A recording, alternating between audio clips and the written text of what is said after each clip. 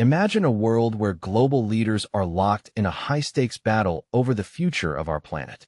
That's precisely what's unfolding at COP30 in Brazil, where a coalition of nations is drawing a hard line. No agreement without a concrete plan to ditch fossil fuels. The tension is palpable. The Guardian has exclusively learned that at least 29 countries are threatening to block the entire resolution if it doesn't include a clear roadmap for phasing out fossil fuels. This isn't just a minor disagreement. It's a fundamental clash over how seriously the world takes climate action. We're talking about the potential collapse of crucial international climate negotiations if common ground isn't found. This all stems from a simmering dispute over the transition away from fossil fuels. Remember the landmark COP28 in Dubai?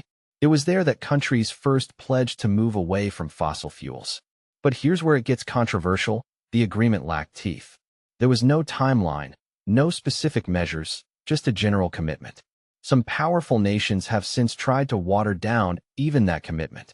At COP30, the initial draft of a potential agreement included an option to develop a roadmap for this transition.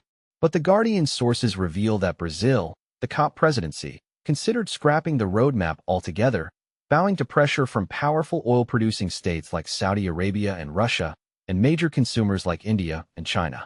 Some of these countries even threatened to walk out of the talks. Talks were temporarily suspended due to an unrelated fire at the conference center, adding to the drama. Now, countries pushing for the phase-out are digging in their heels. A leaked letter to the Brazilian presidency states unequivocally that a roadmap is a red line.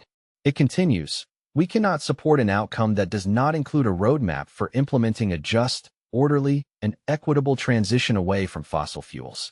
Anything less would inevitably be seen as a step backward." Translation: without a pathway to phasing out fossil fuels, the whole exercise is pointless. And this is the part most people miss. The roadmap isn't about imposing strict deadlines on everyone. The proposal on the table involves creating a forum where countries can discuss a transition roadmap, allowing each nation to choose its own policies and timelines. The goal isn't to finalize the roadmap at COP30, but to establish a process that could take a year or more to fully develop across future climate conferences. Over 80 countries have publicly backed this initiative. However, a group known as the like-minded developing countries, including China, India, Saudi Arabia, Egypt, Iran, and Bolivia, remain staunchly opposed.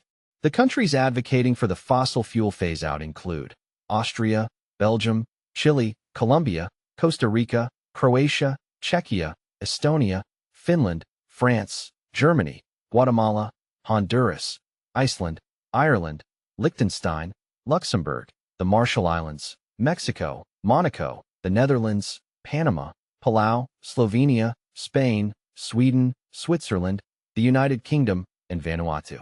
As COP30 nears its scheduled conclusion, the battle over fossil fuels dominates, overshadowing other critical issues like strengthening national climate plans to meet the 1.5°C target set in the Paris Agreement and securing finance for developing countries to adapt to climate change impacts.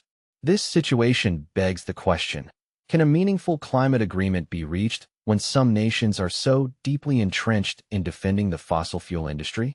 Is a phased approach, allowing countries to transition at their own pace, the most realistic path forward, or does it simply delay the inevitable and condemn future generations to a climate catastrophe? What responsibility do wealthier nations have to assist developing nations in transitioning away from fossil fuels, and how should this assistance be structured? Share your thoughts and predictions in the comments below.